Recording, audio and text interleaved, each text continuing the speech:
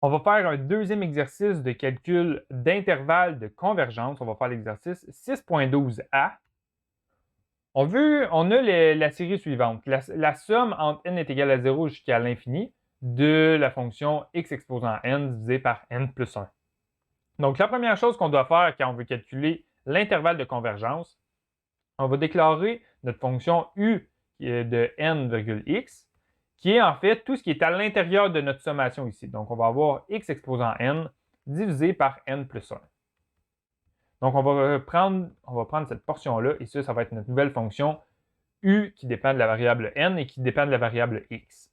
Donc là, on va retourner à notre calculatrice et on va déclarer cette fonction-là. On va avoir u entre parenthèses n virgule x, et cette fonction-là, elle est égale à x exposant n divisé par n plus 1. Donc là, on vient de déclarer notre fonction.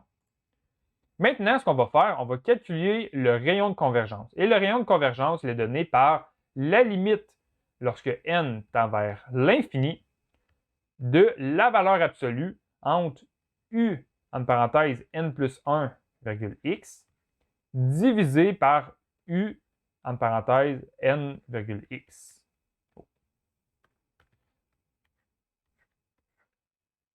Donc, soit on fait ce calcul-là à la main, ou soit on prend de la vitesse en utilisant la calculatrice. Et quand on utilise la calculatrice, on peut faire ce calcul de limite-là. Donc, on peut simplement reprendre l'équation qu'on avait écrite précédemment, si on avait déjà fait un calcul de rayon de convergence, puisque là, on a déclaré une nouvelle fonction u, on peut réutiliser la même limite ici.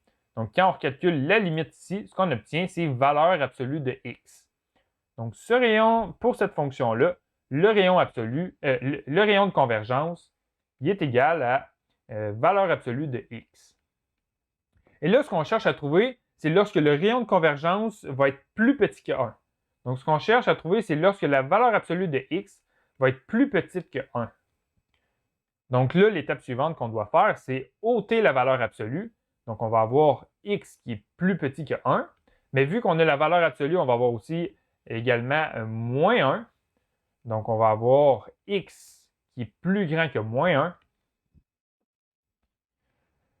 Donc, en fait, la variable x va être située entre moins 1 et 1. Donc, notre intervalle de convergence va être situé entre moins 1 et 1.